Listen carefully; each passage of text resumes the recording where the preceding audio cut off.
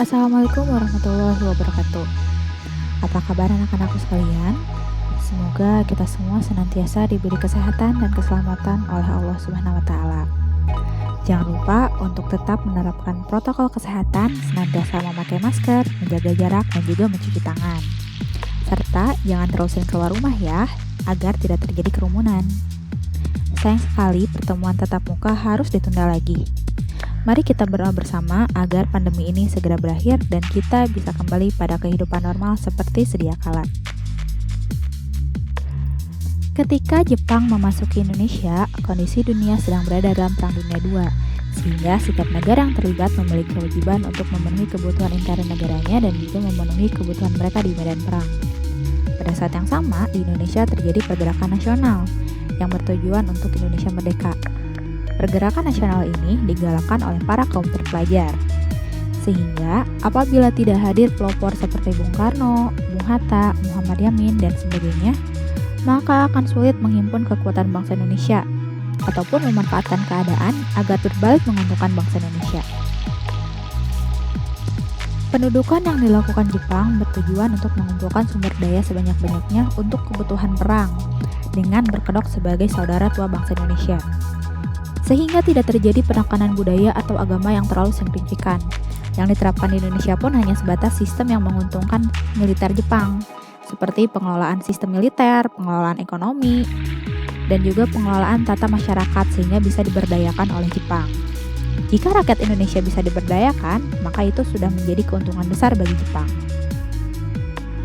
Syarat berdirinya suatu negara adalah secara de facto dan de jure. Jika Indonesia mendapat pengakuan dari negara lain dan memiliki sistem pemerintah sendiri, maka wilayahnya tidak dapat diakui atau diambil alih oleh negara lain seenaknya saja.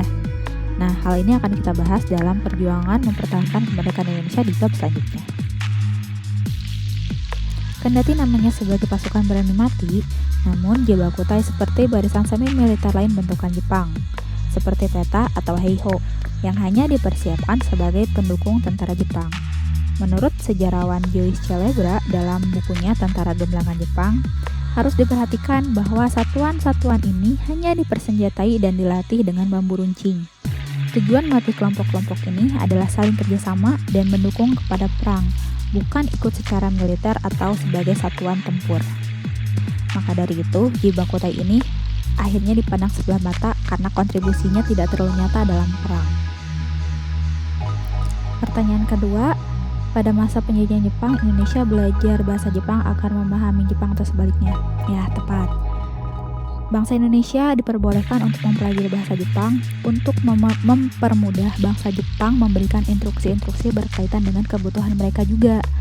Namun, berkat hal itu, kita pun sedikit banyak bisa mempelajari mengenai kelemahan atau mencari celah untuk menyerang balik mereka. Jepang merupakan negara fasis yang menganggap negaranya lebih baik dari negara lain, sehingga mereka tidak mau ada peninggalan negara lain di tempat yang sudah mereka tempati. Hal ini juga sebagai propaganda mereka untuk meyakinkan bangsa Indonesia agar mau membantu Jepang mengumpulkan modal dan tenaga dalam perang. Sebelumnya, Jepang datang ke Indonesia mengaku sebagai saudara tua Indonesia yang akan membebaskan Indonesia dari penjajahan bangsa Barat.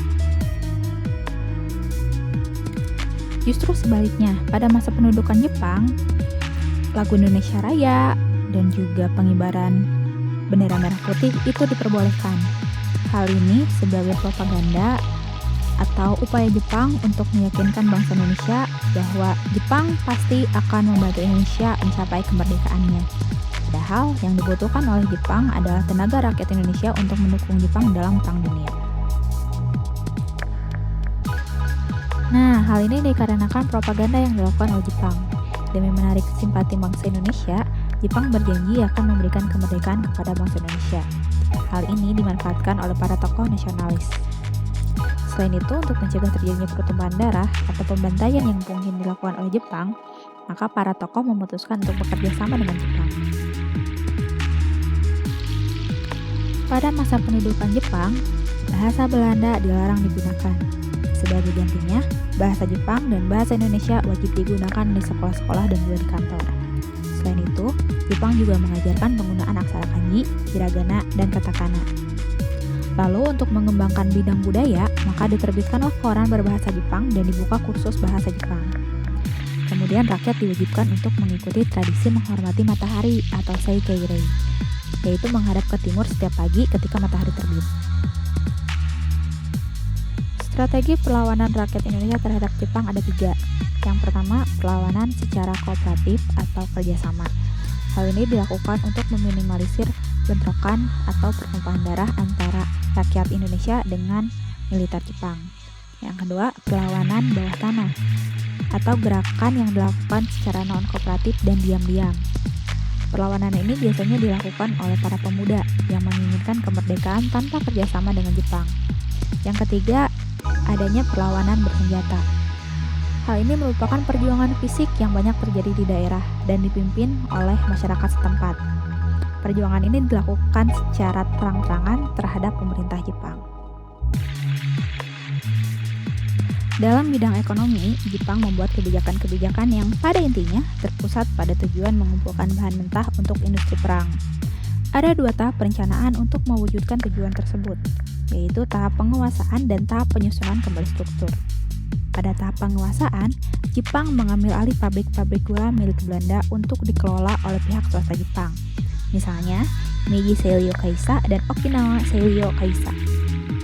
Dalam tahap restrukturisasi, Jepang membuat kebijakan seperti sistem autarki, yakni rakyat dan pemerintah daerah wajib memenuhi kebutuhan sendiri untuk menunjang kepentingan perang Jepang. Kemudian dibentuk sistem tonarigumi, yakni membentuk organisasi rukun tetangga yang terdiri atas 10-20 kepala keluarga untuk mengumpulkan setoran kepada Jepang. Sistem tonarigumi ini sampai sekarang masih kita gunakan, yaitu sistem RT atau rukun tetangga. Kemudian Jepang memonopoli hasil perkebunan berdasarkan Undang-Undang Nomor 22 Tahun 1942 yang dikeluarkan oleh Bunseikan. Isinya adalah mengambil alih seluruh perkebunan hasil dari Belanda.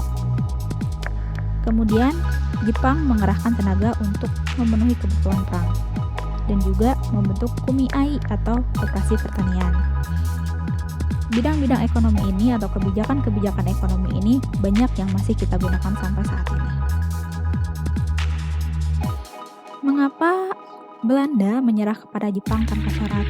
Hal ini bermula pada tanggal 11 Januari 1942. Jepang menyerang Hindia Belanda dan berhasil menguasai Tarakan. Pada Februari 1942, invasi Jepang berlanjut ke Pontianak, Banjarmasin, Makassar, Palembang, dan Bali. Selanjutnya, Jepang mulai menguasai Pulau Jawa melalui Banten, Kragan, Surabaya, hingga akhirnya menguasai Batavia dan Bandung. Belanda pun tidak dapat berbuat apa-apa.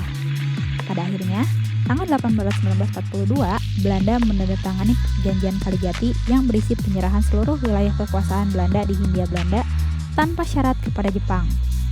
Tokoh delegasi perjanjian ini adalah Gubernur Jenderal Hindia Belanda, Tjarda van Starkenborg-Schardhoever, dan juga Jenderal Hen ter Poorten.